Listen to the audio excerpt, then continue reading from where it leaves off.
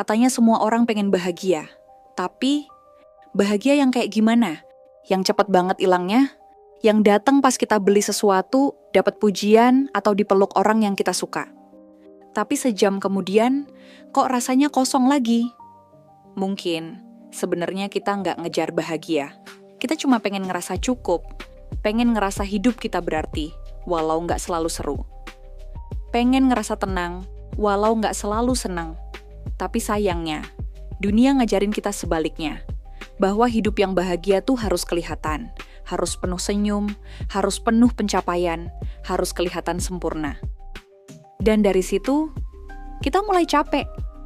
Kita terus ngejar sesuatu yang nggak pernah bisa kita genggam lama-lama. Bahagia yang cepat lewat. Dan pas itu hilang, kita merasa nggak berarti.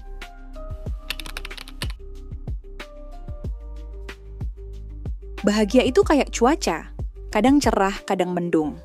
Nggak bisa kita kontrol penuh. Tapi kepuasan, itu bukan soal suasana hati, itu soal fondasi. Kepuasan hidup itu nggak teriak-teriak kayak bahagia. Dia tenang, dia diem, tapi dalam. Dia nggak ngasih efek wah, tapi dia ninggalin rasa syukur, rasa cukup, rasa gue oke dengan hidup gue sekarang, meski nggak sempurna. Kepuasan itu bukan soal punya segalanya, tapi tentang tahu apa yang penting. Bukan soal hidup tanpa masalah, tapi punya arah walau di tengah ribetnya hidup. Dan yang lebih keren lagi, kepuasan bisa dilatih, bisa dibangun, bukan ditunggu kayak bahagia, karena dia datang dari tindakan. Dari keberanian, dari keputusan kecil yang kita ambil setiap hari, buat hidup yang lebih selaras sama diri sendiri.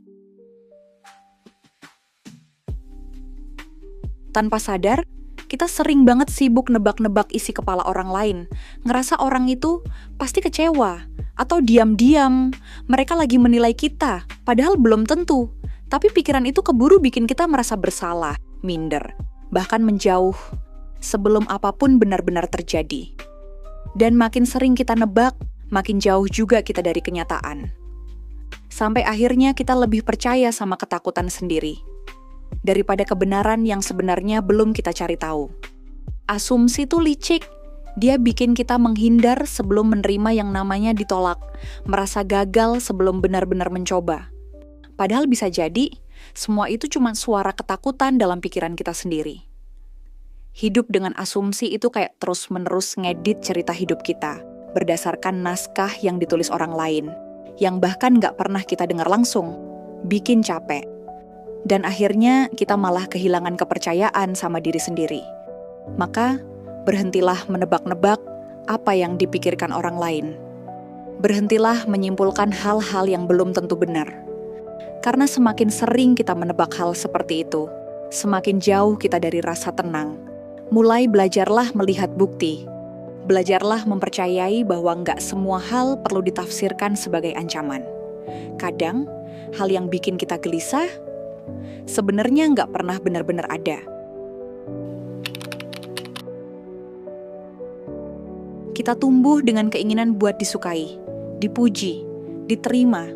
Tapi kalau terus-terusan hidup untuk menyenangkan orang lain, lama-lama kita lupa siapa diri kita sendiri. Berusaha jadi versi terbaik buat semua orang, itu melelahkan. Karena sekuat apapun kita coba, selalu ada yang nggak puas. Dan makin kita bentuk diri sesuai ekspektasi orang, makin kabur juga suara hati kita sendiri. Berhentilah memaksakan diri untuk selalu terlihat baik di mata semua orang. Karena hidup yang memuaskan itu bukan tentang jadi sempurna untuk mereka, tapi jadi jujur sama diri sendiri.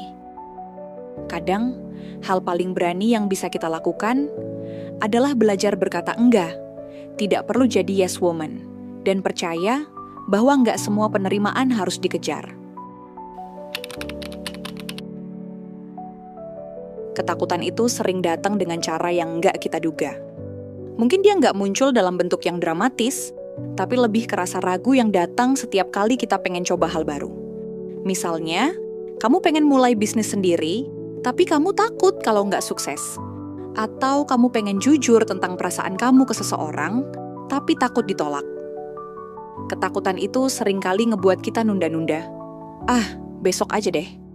Nanti kalau udah siap. Tapi kenyataannya, kita nggak pernah benar-benar siap. Ketakutan nggak akan hilang kalau kita nggak berani ngadepinnya. Berani itu bukan berarti nggak takut, tapi berani itu adalah terus melangkah walaupun ketakutan itu ada.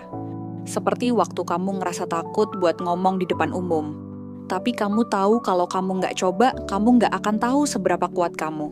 Jadi kamu tetap maju, meskipun kaki kamu gemetaran.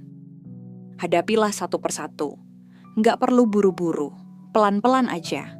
Karena tiap kali kamu berani ngadepin apa yang kamu takutin, kamu bukan cuma ngelewatin rasa takut, tapi kamu juga ngebuktiin ke diri sendiri bahwa kamu lebih kuat dari yang kamu kira. Seringkali yang bikin kita stuck bukan karena pilihannya terlalu rumit, tapi karena kita takut buat milih, kita takut salah, takut nyesel, takut apa yang kita pilih nggak sesuai ekspektasi orang lain. Akhirnya kita nunggu, menunda, nggak kemana-mana. Padahal dalam hidup, diam di tempat pun sebenarnya juga sebuah keputusan. Dan lama-lama, diam itu bisa jadi bikin kita kehilangan arah. Kepuasan hidup nggak datang dari pilihan yang sempurna, tapi dari keberanian buat bertanggung jawab atas pilihan kita sendiri. Dari kesadaran bahwa ini hidup kita, dan cuma kita yang bisa nentuin mau dibawa kemana. Mungkin bukan tentang memilih yang paling aman, tapi tentang memilih dengan sadar, dengan jujur, dan dengan keberanian buat jalan terus, meskipun nggak semua orang paham. Mulai itu gampang, menuntaskannya itu yang sulit. Kita semangat di awal, penuh ide, bikin to-do list, nulis target dengan percaya diri. Tapi beberapa minggu kemudian, semangatnya mulai luntur. Kita lihat talent lain, bisnis lain, jalan hidup orang lain, semuanya kelihatan lebih menarik, lebih seksi. Akhirnya kita malah loncat-loncat, coba ini, coba itu, tapi nggak ada yang benar-benar diselami sampai dalam. Kita lupa, proses itu butuh waktu. Nggak semua hal bisa langsung kelihatan hasilnya di minggu pertama. Tapi kalau kita terus pindah haluan setiap kali mulai bosan atau ragu, kita nggak akan pernah benar-benar tahu seberapa jauh kita sebenarnya bisa melangkah. Jadi coba tahan sebentar. Lihat lagi hal yang dulu kamu mulai dengan semangat. Tanyakan ke diri sendiri, apakah ini benar-benar nggak cocok? Atau aku cuman belum sabar ngelihat hasilnya? Kadang yang kita butuh itu bukan solusi baru, tapi keberanian buat duduk bareng rasa nggak nyaman. Rasa kecewa, rasa malu, rasa takut gagal. Semua rasa yang pengennya kita hindari. Tapi justru dari sanalah pertumbuhan mulai kelihatan. Kita sering nyari distraksi. Scroll berjam-jam. Ngobrol sama orang biar rame aja. Sibukin diri, tapi nggak benar-benar hadir. Kita pikir kita sedang healing, padahal sebenarnya kita lagi kabur. Menghindar itu kayak ngumpetin sampah di bawah karpet. Nggak kelihatan, iya, tapi baunya tetap ada. Dan cepat atau lambat, kita tetap harus bersihin. Mungkin udah waktunya Mungkin kita sekarang berhenti lari, waktunya hadapin satu persatu. kita pelan-pelan belajar Rasain melepaskan nggak obsesi nyamannya. akan kebahagiaan Dengarkan diri instan sendiri tanpa yang buru-buru datang cepat menenangkan. tapi pergi juga cepat, Karena dari situ kita yang mulai seringkali benar-benar cuma kenal numpang siapa lewat, diri kita. tapi bikin kita Bukan terus yang kelihatan ngejar di tanpa luar. henti.